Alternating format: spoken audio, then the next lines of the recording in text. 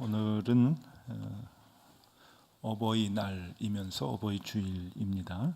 그래서 우리 부모를 공경하라라고 하는 말씀을 같이 한번 생각해 보려고 합니다.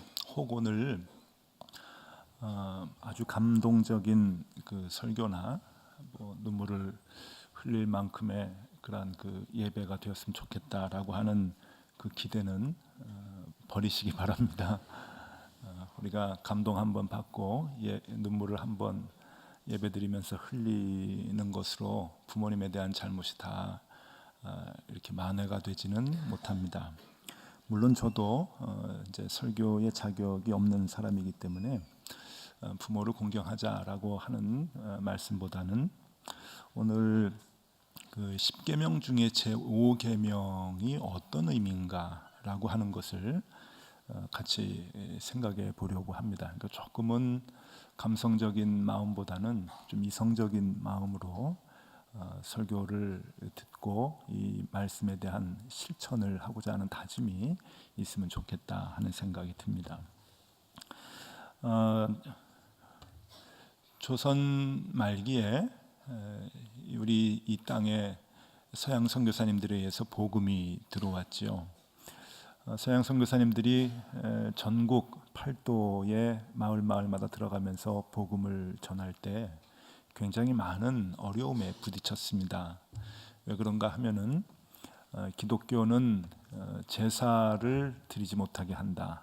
그러니까 이 불효의 종교다라고 하는 소문이 각 마을에 퍼져가지고 선교사님들이 마을에 들어가려고 하면은 그 마을의 어르신들이 그 마을의 그 길목을 차단을 하고는 들어오지 못하게 했답니다. 마을 어르신들한테 선교사님들이 찾아가서 우리 기독교는 그런 종교가 아닙니다라고 하면서 기독교를 소개할 때 기독교에 대한 말씀을 소개를 했는데 그 말씀이 신명기 21장 18절에서 21절의 말씀입니다. 제가 읽어드릴게요. 사람에게 완악하고 패역한 아들이 있어 그의 아버지의 말이나 그 어머니의 말을 순종하지 아니하고 부모가 징계하여도 순종하지 아니하거든 그의 부모가 그를 끌고 성문에 이르러 그 성읍 장로에게 나아가서 그 성읍 장로들에게 말하기를 우리의 이 자식은 완악하고 패역하여 우리의 말을 듣지 아니하고 방탕하며 술에 잠긴 자라 하면 그 성읍의 모든 사람들이 그를 돌로 쳐 죽일지니 이같이 내가 너희 중에서 악을 제하라 그리하면 온 이스라엘이 듣고 두려워하리라. 이 말씀을 이제 어르신들에게 소개를 한 거예요. 우리 기독교는 불효의 종교가 아닙니다. 이 불효하는 자식들은 돌로 쳐 죽입니다. 그랬더니 어르신들이 좋아하셨답니다. 그래서 그러냐고 정말 효도의 종교구나. 그래서 들어와서 복음 전하라고 이제 그런 일화가 이제 있습니다. 기독교가 제사 문제 때문에 불교의 종교라고 많이들 초창기에 인식을 했는데 그것은 잘못된 말이죠. 한 종교의 가장 중요한 지켜야 될 것들을 교리라고 얘기하고 우리는 그것을 계명이라고 얘기를 하는데 그 중에서도 계명 중에서 가장 중요한 것을 우리는 십계명이라고 얘기하지 않습니까? 그런데 그 십계명 중에 부모 공경에 대한 계명이 있을 정도로 우리 기독교는 이 효도에 아주 각별한 관심을 갖고 있는 종교입니다. 그런데 여러분 어느 정도인가 하면은 그 부모 공경의 계명이 다른 계명과는 사뭇 다릅니다. 이 10가지 10계명 중에 제5계명이 내 부모를 공경하라라고 하는 말씀인데 이게 다른 9가지 계명하고 조금 다릅니다. 왜냐하면은 이 제5계명에는 조건이 붙어 있습니다. 공경하면 복을 주겠다라고 하는 거죠. 물론 제1계명에도 복이 나옵니다. 나 외에 다른 신을 두지 말라. 그러니까 하나님을 잘 섬겨라라고 하면은 이런 복을 준다라고 그 복이 나오는데 그것은 조금 추상적인 복이고 유일하게 이 5계명만 아주 구체적인 복이 제시가 됩니다. 그래서 이것을 조건부 계명이라고 얘기합니다. 그러니까 10계명의 제5계명을 조건부 계명이라고 얘기합니다. 자, 오늘 본문인 신명기 5장 16절을 말씀드립니다. 다시 한번 읽겠습니다. 이것은 그 십계명을 풀이하고 해석한 말씀이거든요. 너는 내 하나님 여호와께서 명령한 대로 내 부모를 공경하라. 그리하면 내 하나님 여호와가 내게 준 땅에서 내 생명이 길고 복을 누리리라. 조건이 붙어요. 참 귀하죠. 다른 데는 붙지 않는데 이게 조건이 붙습니다. 십계명 원문을 가보겠습니다. 출애굽기 20장 12절에 보면은 10가지 계명, 십계명 원문이 나오는데 그 중에 5계명이 이렇습니다. 내 부모를 공경하라. 그리하면 내 하나님 여호와가 내게 준 땅에서 내 생명이 길리라. 이렇게 뒤에 조건이 붙게 됩니다. 아주 구체적으로 복이 나오죠. 이 10가지 계명 가운데 약속이 딸린 유일한 계명, 그것이 바로 부모를 공경하라라고 하는 계명인 것입니다. 그래서 바울은 이 부모 공경하는 이 5계명을 가리켜서 뭐라고 이름을 붙였는가 하면은 약속이 딸린 첫째 계명이라고 이름을 붙이게 됩니다. 그것이 에베소서 6장 1절에서 3절 오늘 본문의 말씀에 나오는 거죠. 다시 한번 또 읽어드립니다. 자녀들아 주 안에서 너희 부모에게 순종하라. 이것이 옳으니라. 내 아버지와 어머니를 공경하라. 이것이 약속이 있는 첫 계명이니. 이렇게 나와요. 약속이 있는 첫 계명이니 이로써 내가 잘되고 땅에서 장수하리라. 그러니까 부모님을 공경하면은 구체적인 복이 이 땅에서 이렇게 복을 누릴 수 있게 된다라고 하는 겁니다. 그럼 이 복이 무엇인가? 하나님이 조건으로 제시한 이 복이 무엇인가 하면은 그것은 공간과 시간에 관계된 복입니다. 말씀 그대로 보면은 그래요. 내게 준 땅에서 생명이 길 것이다라고 하는 건데 이것이 이제 어떤 의미인가 하는 것을 좀 생각해 봐야 됩니다. 여기서 공간이라고 하는 것은 내게 준 땅이라고 하는 겁니다. 그러니까 부모님에게 효도를 잘하면은 부동산을 얻는 것인가, 다만 몇 평이라도 땅을 얻고 아파트라도 얻고 또 이렇게 재산이라도 얻는 것인가, 그런 의미가 아니라 이 계명을 이스라엘 백성들에게 하나님이 주실 때는 이스라엘 백성들이 광야에서 방황할 때입니다. 40년 동안 모세의 인도함을 통해서 하나님이 약속하신 땅 가나안으로 가는 과정이었죠. 그러니까 하나님은 뭘 지금 얘기하시는가 하면은 젖과 꿀이 흐르는 가나안 땅으로의 약속을 얘기하시는 겁니다. 그리고 그 약속, 그리고 이스라엘 백성들이 그 당시에 모든 공동체가 간절히 바랬던 그 소망과 꿈, 정착할 수 있는 가나안 땅이라고 하는 그 꿈이 실현되는 것을 의미하는 것이죠. 즉 하나님의 언약의 성취입니다. 하나님이 말씀을 통해서 우리 백성들에게 주시고자 하는 하나님의 약속들이 성취되는 것을 얘기하는 것이죠. 그러니까 단순히 이것은 땅이라고 하는 공간의 이야기로 우리에게 이야기하시지만은 그 공간으로 이해할 것이 아니라 하나님의 언약의 성취로 이해를 해야 합니다. 그리고 또 시간이 나오죠. 길리라. 내가 이 땅에서 길게 살 것이다. 장수를 얘기를 하는데 이것은 단지 생명이 길어진다라고 하는 그러한 의미가 아니라 그 약속의 땅, 성취된 약속의 땅에서 복을 매일매일 누리면서 살아가는 것을 의미한다고 하는 것입니다. 그러니까 즉 부모를 공경하는 사람들이 받는 복은 하나님의 약속의 땅에서 하나님의 말씀으로 우리에게 주신 그 언약의 성취를 맛보면서 누리면서 길이길이 행복한 삶을 살게 된다라고 하는 것을 의미하는 것이죠. 그것이 하나님께서 5계명을 통해서 주시고자 하는 조건부 축복입니다. 부모님에게 잘 공경해봐. 그러면은 약속이 성취될 것이야. 그리고 복을 누릴 것이야. 복이라는 게 뭡니까? 기쁨을 갖고 평안을 누리면서 살아가는 것을 의미하는 것 아니겠습니까? 그러한 삶을 매일매일 살 것이다 라고 하는 이야기이죠. 그러면 이것은 내 부모만 잘 공경하면 되는 것일까 하는 문제입니다.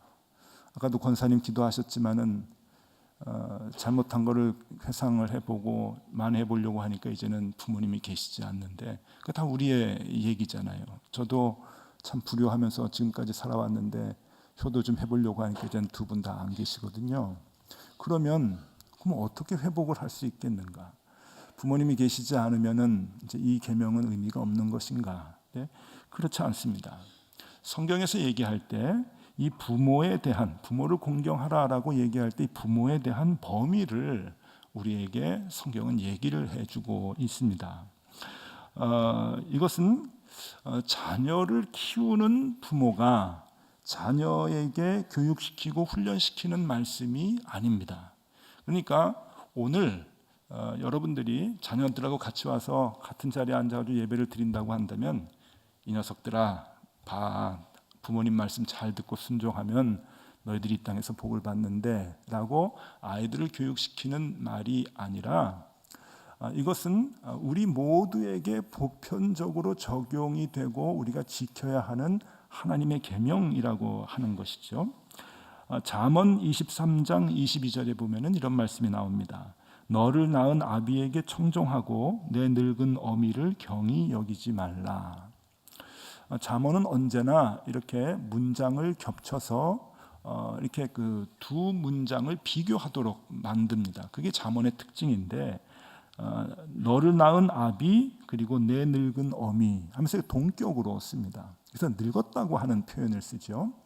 성경에서 늙었다라고 하는 표현을 쓸 때는 보편적 그 부모의 얘기가 아니고 훨씬 더 나이가 많은 부모를 얘기합니다. 그러니까 오늘날의 그 우리가 쓰는 용어로 이제 바꿔보면은 경제 활동에서 완전히 은퇴한 아무 일도 하지 않는 우리가 보호해야 하는 노인으로 그런 분들을 표현할 때 늙은이라고 하는 표현을 쓴다는 것이죠.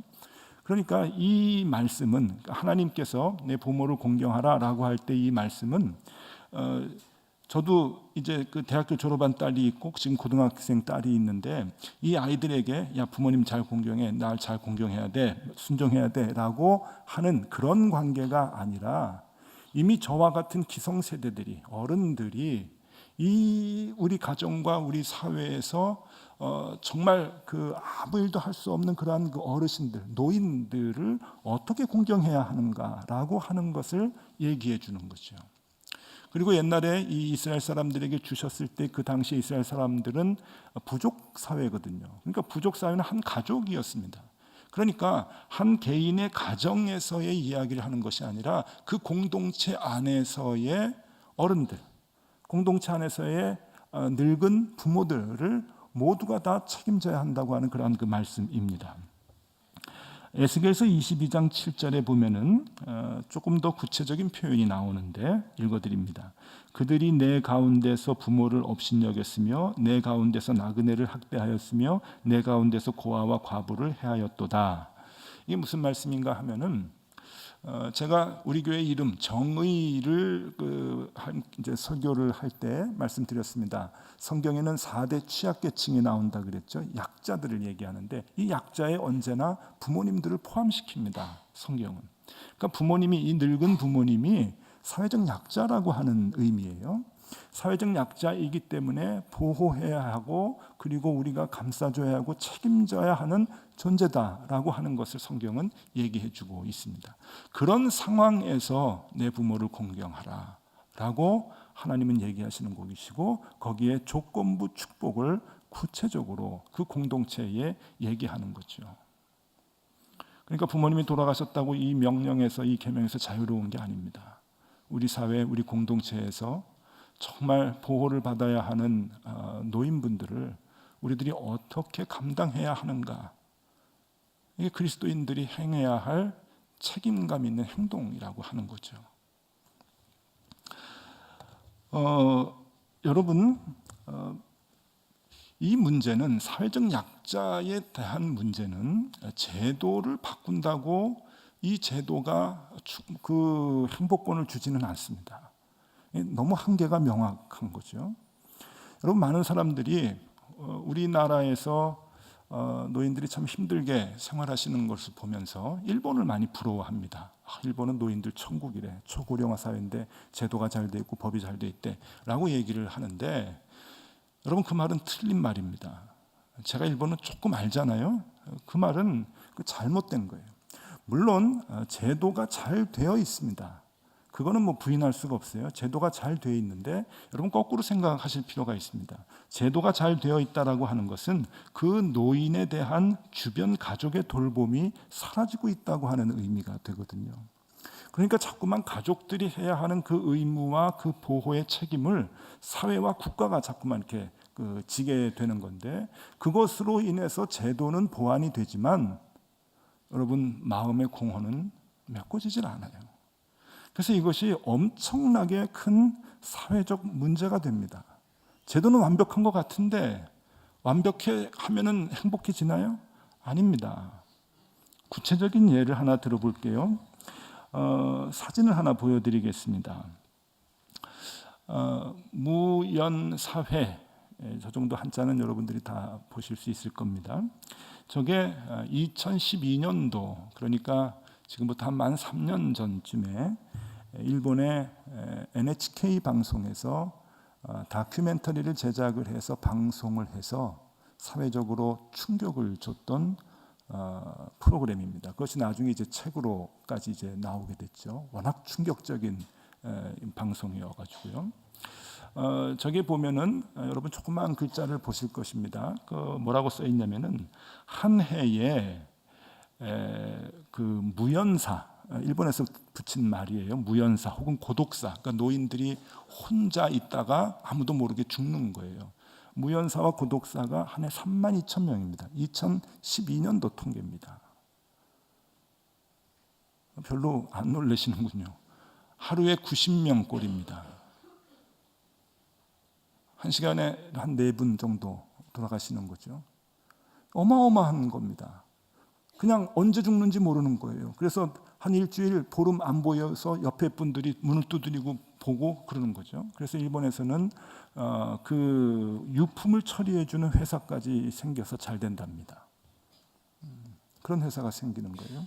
근데 문제는 제도가 잘 돼 있는데 행복하지 않아요.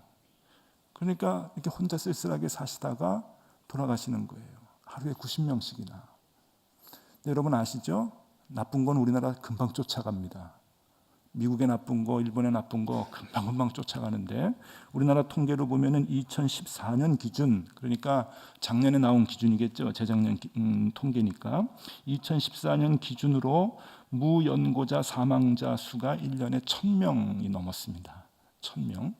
아직 32,000명까지는 뭐 택도 없다 그렇게 생각하실지 모르겠지만 아닙니다. 이건 기하급수적으로 금방 쫓아갑니다. 왜냐하면 작년 기준으로 우리나라의 독거 노인이, 혼자 사는 노인분들이 140만 명이기 때문에 그래요. 아주 심각합니다. 이분들이 한 해에 1,000명씩 돌아가실 것 같습니까? 140만 명이요?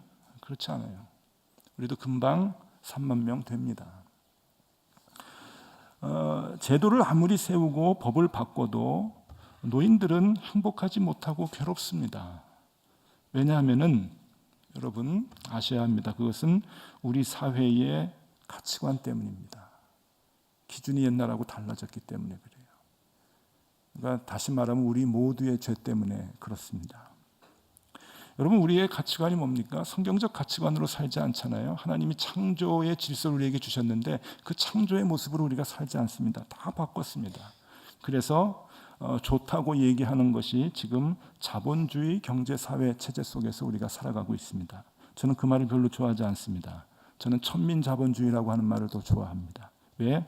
물질의 가치를 최고로 우리가 매기고 있기 때문에 그건 좀 천박한 거죠. 물질이 최고예요. 사람의 생명보다. 돈으로 변환이 되는 것을 생산성이라고 얘기합니다. 그건 저보다 여러분들이 훨씬 더 잘 아는 내용들이죠. 생산성, 돈으로 변환되는 거죠. 그 생산성이 높은 것을 가치가 높은 것으로 취급을 하는 사회입니다. 새로운 기술의 창조나 감성적인 서비스 산업의 생산성, 그 효율성이 높은데 그것을 고부가가치 산업이라고 얘기를 합니다. 그런 생각이 우리의 삶 속에서 고착이 되고 정착이 되면서 노인들의 장점이었던 경험, 경륜 이런 것들은 그렇게 중요하지 않게 되었습니다. 노인들은 경험이 풍부하지만 그 노인들의 경험은 컴퓨터의 데이터 속에 다 있습니다. 그리고 데이터가 더 정확하죠. 그러니까 노인들은 별로 그렇게 필요하지 않아요. 경험이 많은 노인들은 그렇기 때문에 사회의 중심으로부터 서서히 밀려나게 됩니다. 외모와 건강과 진취성 같은 젊음과 관련된 가치들이 이 사회에 중요하게 부각이 되면서 나이 들어 보이는 것이 경쟁과 생존에 있어서 불리한 조건이 되어버리고 말았습니다. 그래서 사람들은 실제 나이보다 더 젊어 보이려고 갖은 노력을 다합니다. 여러분 젊어지시는 게 좋으시죠? 젊어 보이시려고 지금 애 많이 쓰고 계시죠? 여러분 그게 잘못된 거예요. 왜냐하면 우리도 알게 모르게 그 생각 속으로 그 기준 속으로 빠져 있기 때문에 지금 나타나는 행동들인 거예요. 그래서 이 젊음 지상주의라고 하는 말이 최근에 나왔는데 이 젊음 지상주의라고 하는 말은 사회학자가 아니라 목사님이 만든 말입니다. 근데 이게 사회학에서 쓰이고 있어요. 미국의 개혁교회 목사님인데 마이클 호튼이라고 하는 목사님이 이 젊음 지상주의 이게 우리 가정과 공동체를 깨는 사탄의 생각이라고 얘기하는데 맞습니다. 맞아요. 이 젊음 지상주의가 지금 그 뒤에서 이 사탄이 만들어 놓은 이 젊음 지상주의가 이게 돈하고 다 연결되어 있는 거예요. 물질주의하고 연결되어 있는 거거든요. 이것이 우리를 얼마나 병들게 하고 있는가 하면은 현대 사회에서 노인에 대한 이미지를 부정적으로 묘사를 하고 있습니다. 그래서 자꾸만 거기에 세뇌가 되고 있지요. 드라마하고 영화에서 우리의 생각들을 자꾸만 고정시키는데 연구를 합니다. 드라마에서 영화에서 나오는 노인들은 어떤 캐릭터로 나오는가? 여러분 이렇게 나옵니다. 고집이 세고 권위적이고 느리고 둔하고 무기력하고 촌스럽고 어리석고 우스꽝스러운 캐릭터로 묘사가 된답니다.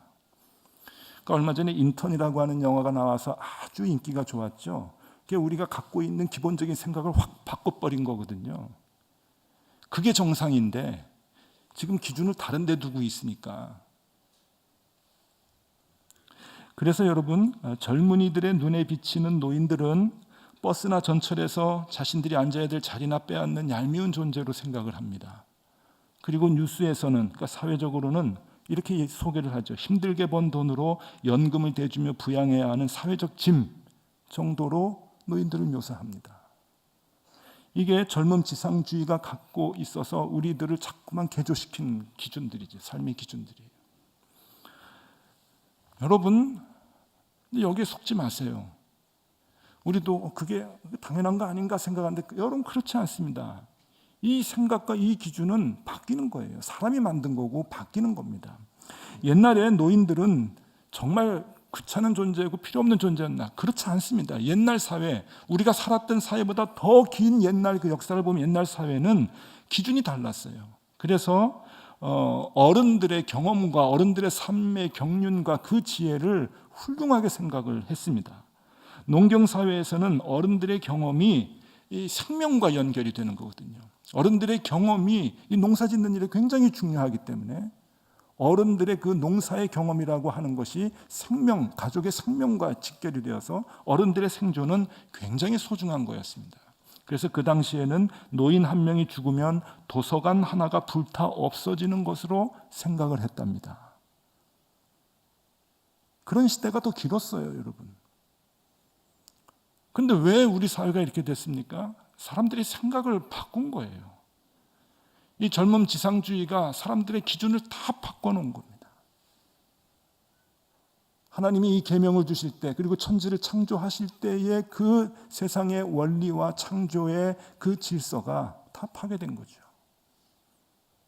그래서 우리들은 단지 우리 가정에 계시는 부모님을 공경해야 될 것이냐? 아닙니다. 크리스찬들은 이런 생각들을 바꿔나가야 되는 거예요. 그래서 우리가 해야 할 일이 무엇인가? 첫 번째, 오늘 두 가지를 간단하게 말씀드릴 텐데 첫 번째는 사회의 기준을 바꾸십시오. 이 잘못되어 있는 이 젊음 지상주의라고 하는 이 사회의 기준을 우리가 저항하고 싸워나가면서 바꿔야 됩니다. 젊음 지상주의를 생명 지상주의로 바꿔야 하고 물질 중심주의를 인간 중심주의로 바꿔야 합니다. 얼마든지 그럴 수 있습니다. 가정에서 실천할 수 있고 직장에서도 실천할 수가 있습니다. 이 젊음 지상주의라는 단어를 처음으로 얘기한 마이클 호튼이라고 하는 목사님 제가 참 좋아하는데, 이 목사님이 이런 책을 쓰셨어요. 미국제 영성에 속지 마라. 뭐 제목만 들어도 확 마음에 막 와닿지 않습니까? 미국제 영성. 그냥 번영주의, 물질적으로 풍요한 거, 이것이 축복이라고 얘기하는 그 영성 절대 속지 말라. 그게 우리 가정을 다 파괴하고 우리 공동체를 파괴하고 교회도 파괴하는 것 아닙니까? 여러분, 이 젊음 지상주의와 물질 중심주의가 교회 안에 얼마나 많이 들어와 있는 줄 아십니까? 교회 안에요. 참 조심스러운데 이런 얘기 드리는 게요, 목사님들 모임에 이렇게 가면은 목사님들이 저를 보고 참 부러워하세요. 어떤 분들이 이런 얘기 하세요. 높은 뜻 정의교회는 주축 세대가 어떻게 되냐고. 그럼 제가 40대하고 50대가 많습니다. 너무 부러워하세요. 우리 교회는 머리가 하얀 노인들만 있어요. 하는 일은 주로 장례입니다. 너무 힘들다 그래요. 젊은 사람들 많아서 좋겠어요. 답답해 죽겠어요. 답답해요. 노인들만 앉아있는 게 왜 잘못된 건가요? 여러분, 그게 이 땅과 천국을 잇는 교회의 가장 중요한 본질을 더 많이 일하는 교회 아닌가요? 저는 그렇게 생각하는데요. 교회의 가장 중요한 본질이, 중요한 사역이 가장 많이 일어나는 교회 아니에요? 왜 젊은 사람들이 많아서 이 땅에서 생산성이 많아지고 돈이 많아지는 것을 자꾸만 생각해서 좋은 교회라 그럽니까? 거기서 목회하는 사람들이 좋은 목회자라 그러고 부럽다 그러고. 교회 안에도 젊은 지상주의가 있어요. 싸워나가야 됩니다. 여러분, 많은 사람들이 산업사회가 되면서 가족이 깨졌다고 얘기해요. 가정이. 산업사회가 되면서 대가족 제도가 무너지고 핵가족이 되었다. 그래서 무너졌다. 가정이 깨진다. 자꾸 얘기하는데 아닙니다. 사회가 변해서 그런 것이 아니라 돈이 가정을 깨트리는 거예요. 정확하게 보셔야 됩니다. 사회 구조가 바뀌어서 바뀐 그 가정이 깨지는 게 아니에요. 돈의 가치가 그 사이에 들어와가지고 돈의 가치관으로 살기 때문에 가정이 깨지는 거예요. 돈을 못 버는 아버지를 자녀들은 무능한 아버지라고 얘기하고, 직장이 없는 자식을 부모들은 못난 자식이라고 얘기를 하고, 경제적 활동을 하지 못하는 노인들을 쓸모없는 노인이라고, 존재라고 얘기를 하니까 다 돈이에요. 돈. 물질적 가치가 우리 가운데 들어와서 젊음 지상주의가 돼버리니까 나이가 든 것은 소용이 없는 거예요. 돈을 못 버는 것은 소용이 없는 거예요. 하나님은 우리를 창조하셨고 우리에게 생명을 주신 것은 생명을 주시는 날까지 할 일이 있기 때문입니다. 정확한 존재의 의미를 우리가 알아야 돼요. 이것은 단순히 효도와 연결되는 것이 아니라 하나님을 믿는 사람들이 이 땅에서 행해야 하는 정의와 연결되는 고리입니다. 사회적인 이 기준, 가치관을 우리들이 바꿔나가야 돼요.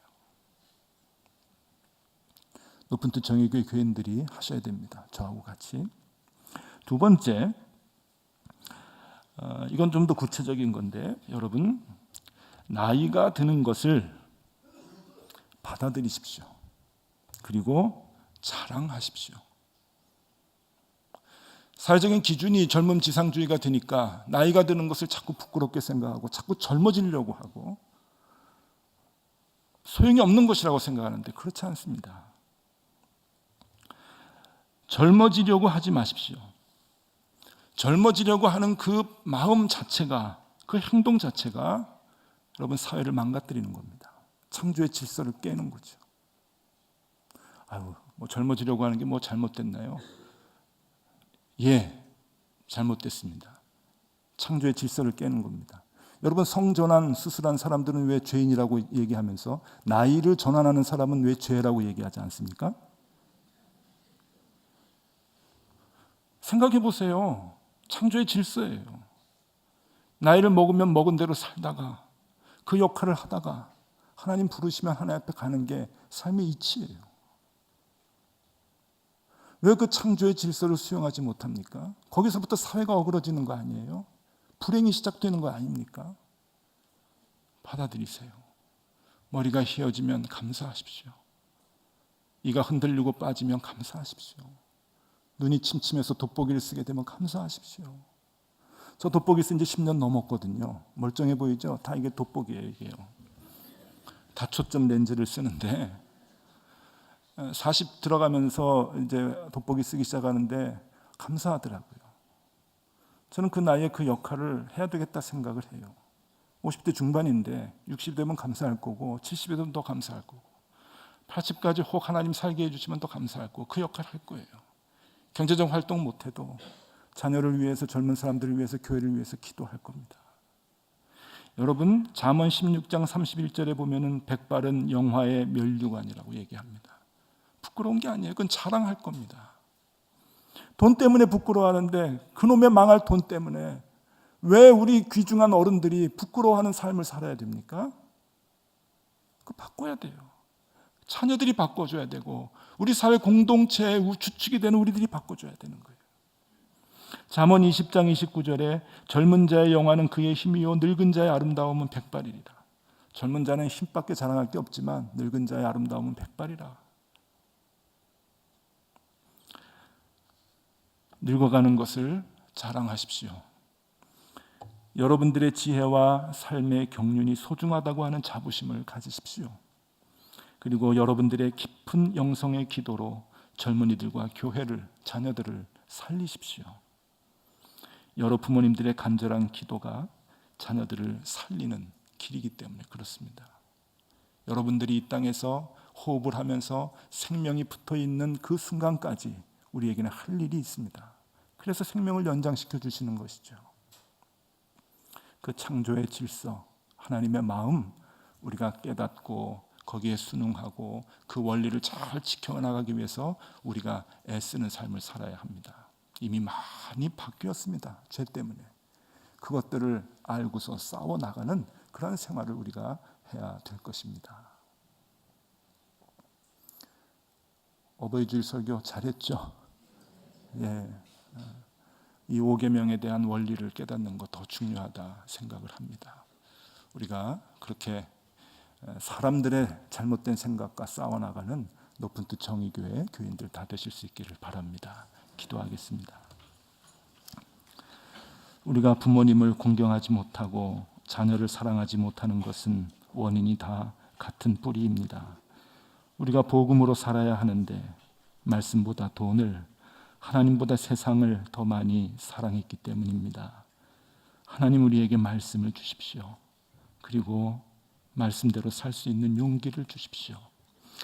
우리의 마음까지 깊숙이 들어와 있는 못된 세상의 기준들을 바꿔나가게 하시고 나의 마음만 바꾸는 것이 아니라 우리가 사회에서, 가정에서, 교회에서 그 기준을 하나하나 바꿔나가게 하여 주옵소서.